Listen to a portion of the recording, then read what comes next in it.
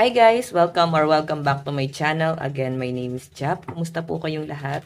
Okay, so ayan guys, late ako nakagawa kasi nga grabe yung ubo ko kanina. Then ngayon medyo humupa na, no. Ramdam nyo ba? Medyo paus pa ako ngayon. Ayan, kaya sabi ko sa inyo guys, mag-iingat kayo na hindi kayo matulad sa akin. Okay, so tignan natin guys, kanino bang love reading to?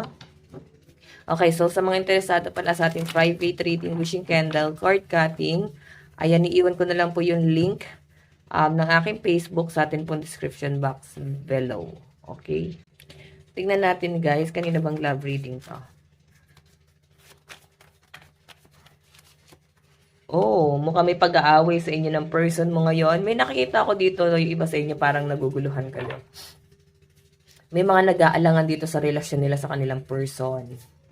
Hindi lang to guys, basta pag-aaway. Siguro dati pa tong pag-aaway na to, hindi lang. Dati pa siguro tong pag-aaway na to at parang hindi niya na guys nakalimutan kahit pa itong person na to ay bumabawi sa inyo. Hindi na siya guys mawala sa inyo. Kasi paano ko nasabing bumabawi? Yung bottom of the deck mo is Knight of Cups. So nakikita ko na parang itong person na to gusto niya mag-effort. Pero hindi mo na yan gano'ng ma-appreciate sa pinapakita sa akin dito. Okay, may mga naguguluhan dito, may mga nahihirapan ngayon. Parang dapat sana dati niya pag ginawa ngayon kasi pwedeng iba na eh. Iba na yung tumatakbo sa isip mo, iba na yung gusto mong gawin. Parang na-overcome mo na lahat ng mga struggle. And especially mukhang naka-move on ka sa taong to. Okay, tingnan natin.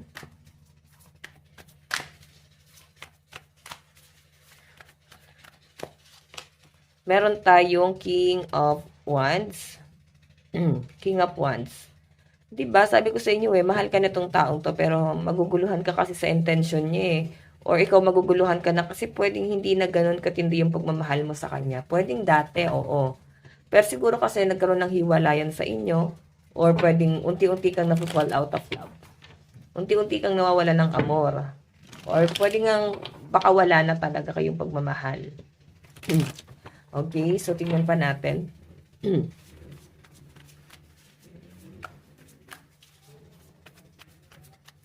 Tingnan pa natin.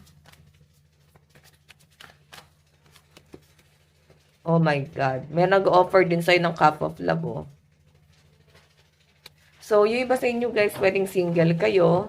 Baka may bumabalik lang na past person. O iba sa inyo guys, pwedeng in relationship na kayo at masaya na kayo, no? Pwede itong taong to, ginugulo na naman niya yung isip mo. Ginugulo niya yung diskarte mo sa buhay. Nakikita ko sa kanya na parang hindi siya matahimik, no? Siguro may nalaman sa inyo. Okay? And pwede naman guys na kaya siya nanggugulo is na-realize niya mahal ka pa pala niya. Or meron siyang gustong habulin sa'yo. Okay? So, malinaw guys yung pinapakita sa akin na itong taong to medyo stuck pa siya, no? Pangmatagalan pa rin yung gusto niya dito sa relasyon na to. Tingnan natin.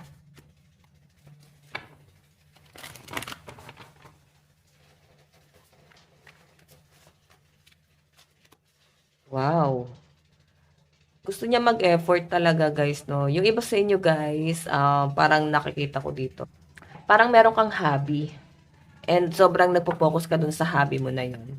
Okay, hindi mo nga masyado napapansin to eh. Yung person mo kasi nakikita ko dito, mahal ka niya pero iba yung way niya ng pagmamahal na pwedeng dinadaan niya sa galit. Pwedeng pagmamanipula din kasi yun guys eh. Parang inaaway ka kaagad. 'Di ba? Okay, so nakikita ko na baka in-involve ka sa third party nitong taong to. Halos hindi mo kinaya, no? Halos gumuho yung mundo mo, ang tagal mong nag-move on, Wheel of Fortune. Ang tagal mong nag-recover dito sa relationship na to.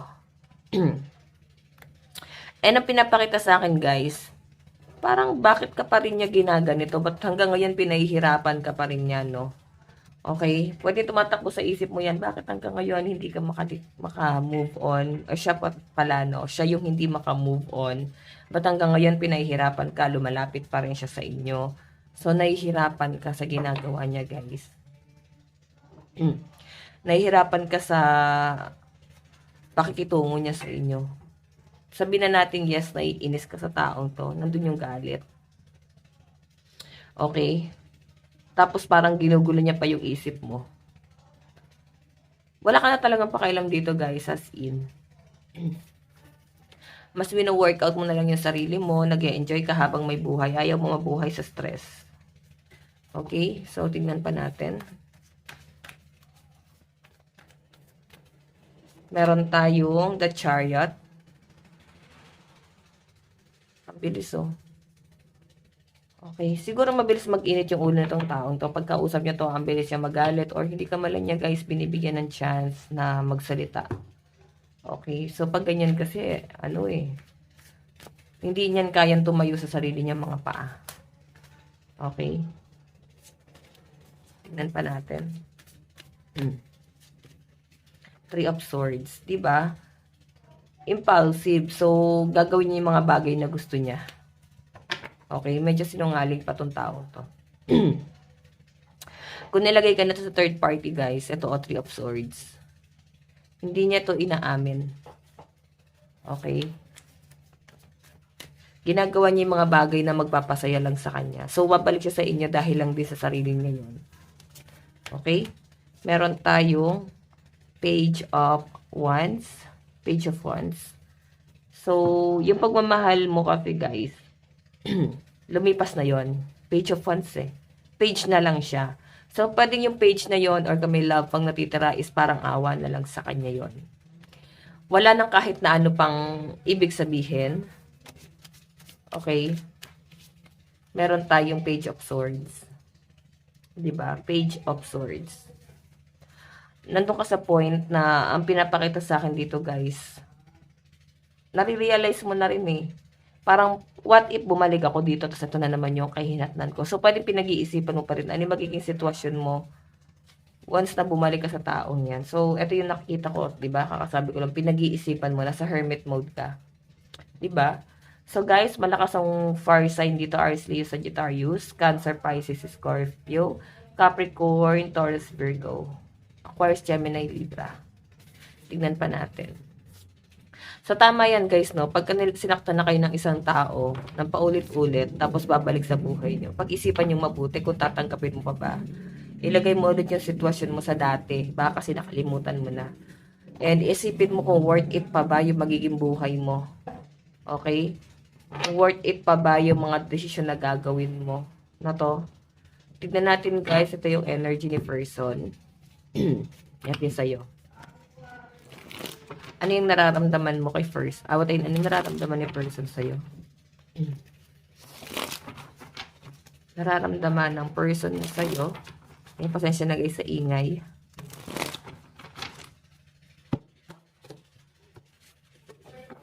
Sabi ko sa inyo, late ako nakagawa. Kasi kung ano, mga gantong oras talaga, madaming maingay. Okay? So, pasensya na guys. Ang hirap pigilan ng ubo guys. Pasensya na. Tignan natin nararamdaman ng person sa'yo. Nararamdaman ng person mo sa'yo.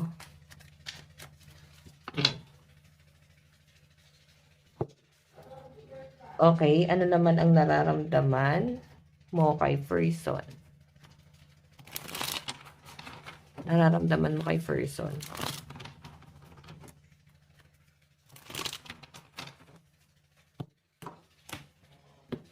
Nararamdaman mo kay person. Okay.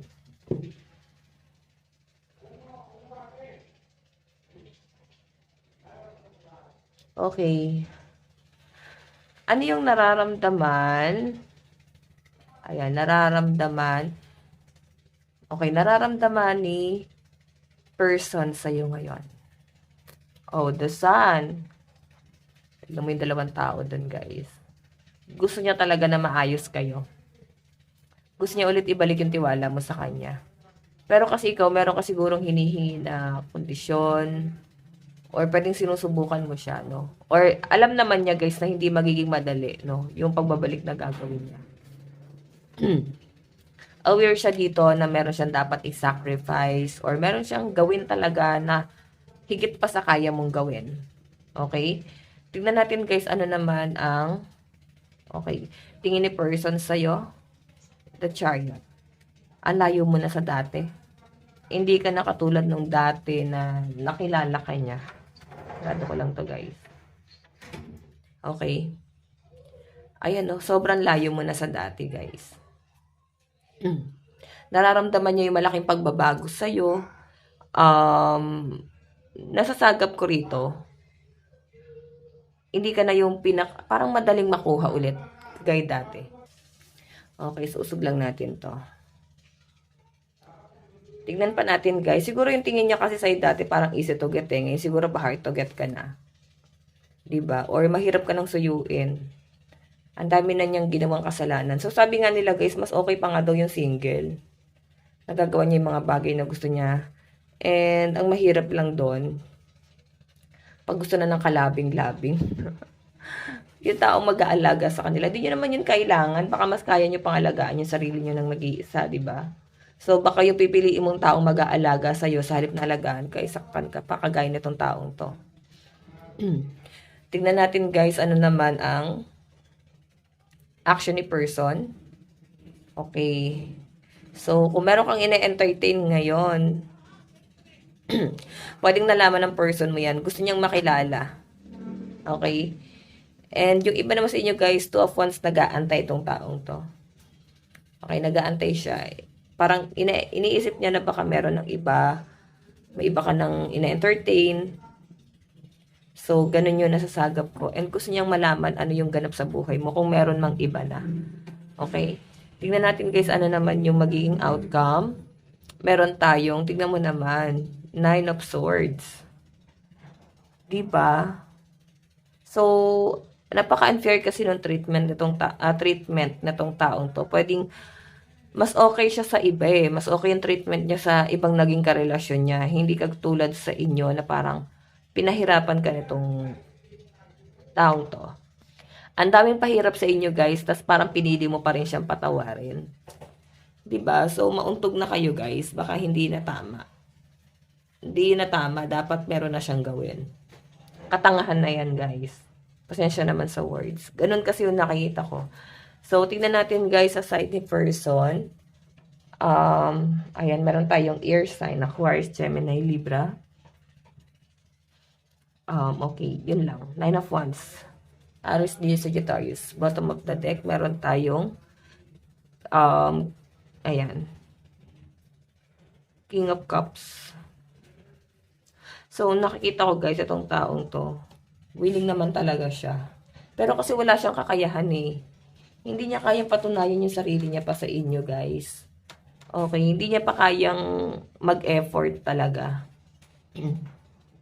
Kasi nandun pa siya sa point na parang kailangan niya munang buuin yung sarili niya. And sa panahon kasi ngayon, or sa, parang ngayon, hindi niya pa kayang buuin yung sarili niya. Hindi niya kayang bitbitin yung sarili niya eh. 'Di ba? So, tingnan natin, guys. Malalakas na sign. Okay. Sa side ni person. Meron tayong Gemini, Aries, Taurus, Cancer, Leo, Virgo. Ayan. Meron tayong number 4, 1, 3, 12. 4, 1, 3, 12. So, baka special sa inyo yung number na yan, okay? Tignan pa natin sa side ni person. Side mo, ano yung nararamdaman mo kay person. Meron tayong 4 of Pentacles. Iniisip mo yung paghihirap mo noon, kung paano kanya iniwan ng nag-iisa, paano mo tinaguyod mag-isa yung sarili mo. 4 of Pentacles eh. Nandun sa point na kahit lumipas na yung panahon, ang nakikita ko sa inyo, guys, ramdam mo pa rin yung mga ginawa mong sacrifice noong mga panahong walang-wala ka talaga. Tapos wala rin siya. Iniwan ka nung taong to, guys, noong mga panahong naghihirap ka. Then ngayon siguro na sabihin natin, guys, na okay na yung hanap buhay mo, okay na yung kaperahan mo. Nandito siya. Okay, nandiyan yung taong yan. And parang ikaw, kaya mo pa rin ibigay lahat sa taong to.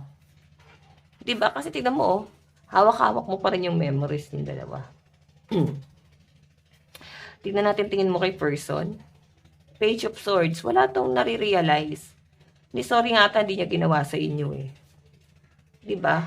Nararamdam mo sa kanya ni wala siyang realization. Walang pagbabago sa kanya.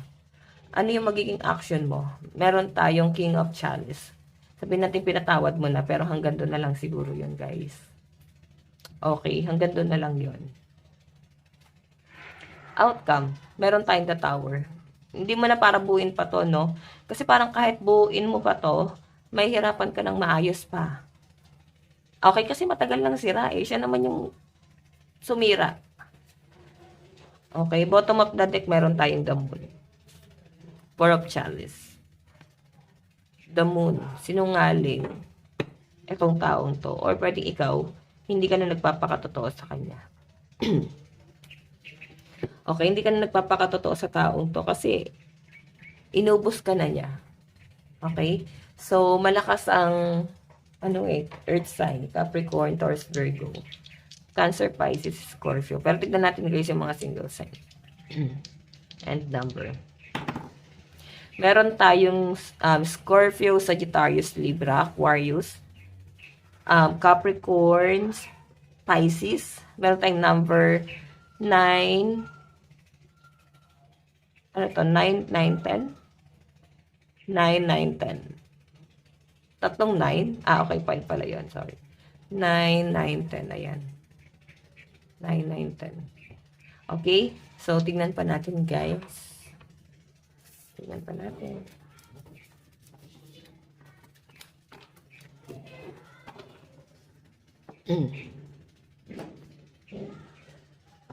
Sana patungo tong relationship na to? Spirit plate. Sana patungo spirit plate. Meron tayong the world. Okay, malayo na ang nararating mo or malawak na ang mga pangarap mo sa buhay. Hindi ka na simpleng tao lang. Okay? Ngayon napapanindigan mo na yung sarili mo, 'di ba? At nakikita ko yung pag-iipon mo para sa sarili mo, sinisave mo yung sarili mo. Meron tayong strength. Okay, so yung nakikita ko dito guys, napaka-independent at napaka-strong ng energy mo. So, sabi ko sa inyo guys, kung maguguluhan ka sa pagbabalik nitong taong to, as in maguguluhan ka naman talaga. Pero sabihin natin patatawarin mo, papasukin mo ulit, i-entertain mo, pero feeling ko mas magiging guarded ka. Okay? May hirapan ka na magtiwala ulit sa taong yan. Kasi naka-recover ka na din. Pwedeng meron ka ng ibang ine-entertain. Love advice, meron tayong spiritual maturity. Ito kasi yung hindi mo makita sa kanya. Hindi siya nagmamatured. Okay? Tingnan pa natin. Boundaries. Okay, mag-set ka lagi ng boundaries sa connection yung dalawa. Tingnan pa natin. Meron tayong chivalry. So, I think may iba talaga na paparating sa inyo or meron kang ibang gusto. Okay? Ayan, yin yang. So, opposite sa inyo na naman, guys. Ayan, pasensya na sa ubo ko, guys. Pasensya na, no? Manghirap talaga, kaya nga late ako nakagawa ng video. Tignan natin mensahe sa'yo ng person mo. Meron tayong I want to feel that way again. Sabi ko sa inyo gusto niyang bumalik yung dating ikaw. Kung paano mo siya tinatrato dati. Kung paano ka patay na patay sa kanya dati. Lumipas na kasi yun Okay? Hindi ka na katulad ng dati. Ramdam mo na pinahihirapan ka ng taong to. Meron tayong it's time. Meron tayong it's time for me to heal now. Diba? So, naramdaman niya siguro na nireject mo na siya. Kaya, or pwede naman guys na gusto niya na mag-heal. Pero ikaw yung gusto niya na tumulong sa kanya para mag-heal na siya ng tuluyan. Okay? Tignan pa natin. I don't react when people mention you. So, feeling ko, marami pa rin mga taong nakapaligid sa kanya na parang ano, kinakamusta ka pa rin kasi kilala ka, eh, ng mga tao sa circle niya. And siya mismo, um, di ka na niya gusto pang pag-usapan. Feeling ko diyan nahihiya yung taong 'yan, eh. Kaya nga sabi niya diyan, "It's time for me to heal now." Parang okey na ako. So, tanggapin mo ulit ako, parang gano'n. Okay, so guys, ito lang po ang inyong daily love reading bukas po ulit. God bless and love you all. Bye-bye.